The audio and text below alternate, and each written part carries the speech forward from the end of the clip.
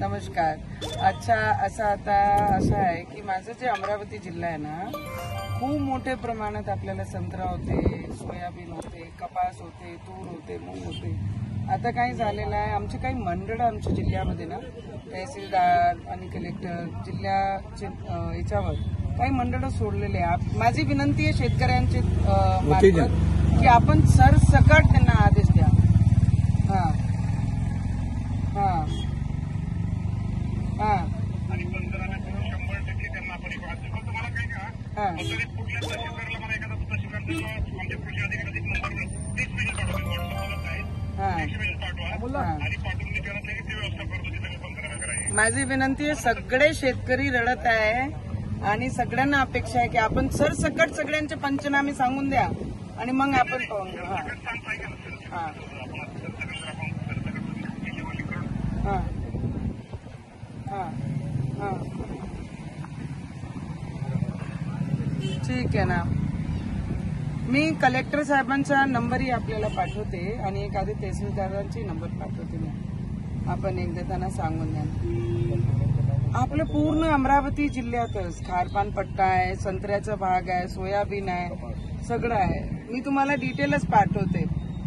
खूप खूप फक्त आमच्या शेतकऱ्यांची दिवाळी अंधारात जाऊ देऊ नका, बाकी सगळं चालते आम्हाला. बस बस बस. खूप खूप धन्यवाद दादा, खूप खूप धन्यवाद. धन्यवाद. नमस्कार.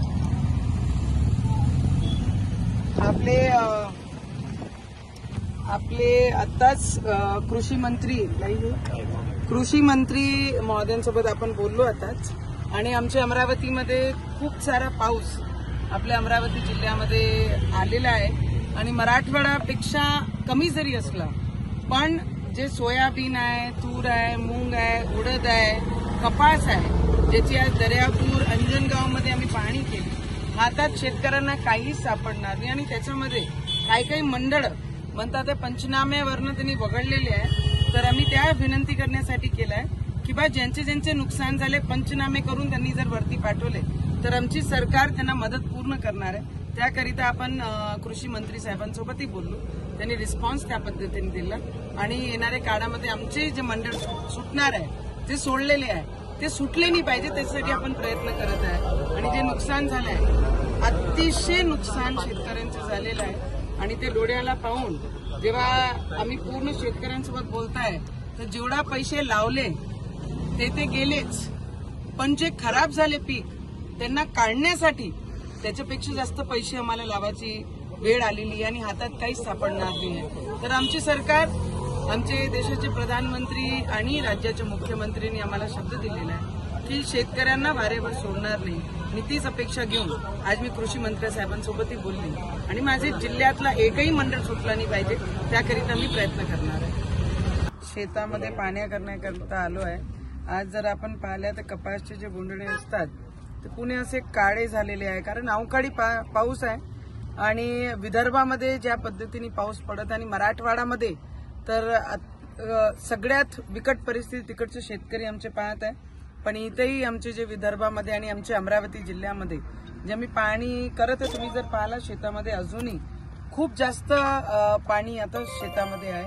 त्याच्यामध्ये कपास पूर्णप्रमाणे जाणार आहे 100%, सोयाबीन पूर्ण जाणार आहे, आपला तूर, मूग, सोयाबीन. आणि चांदूर बाजारात, वरुड मोर्शीमध्ये जे संत्र्याचा परिस्थिती पाहिजे होती ते सुद्धा येणाऱ्या काळामध्ये शेतकऱ्यांच्या हाती काहीच लाभणार नाही.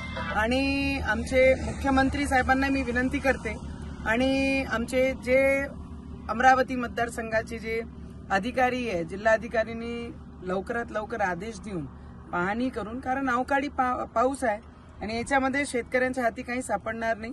पण मला एक नक्की माहित आहे की एकदा पंचनामे झाल्यानंतर आमची सरकार, देवेंद्र फडणवीसजी आणि प्राईम मिनिस्टरजी यांनी शेतकऱ्यांना मदत करण्यासाठी पूर्ण आश्वासन दिलंय.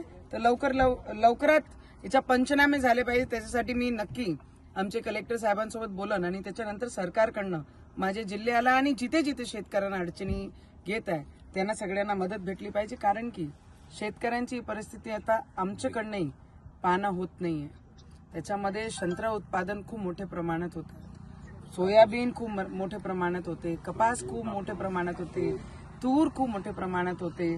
तर या सगळ्यांचं नुकसान झालं. तर मला वाटते शेतकऱ्यांना आता मदत करण्याची गरज सगळ्यांना आहे आणि त्याच्यासाठी आम्ही नक्की आमच्या सरकारला विनंती करेन की लवकरात लवकर या शेतकऱ्यांची दिवाळी अंधारात गेली नाही पाहिजे, त्याची काळजी आमची सरकार नक्की घेईल. एवढंच मी सांगू शकते.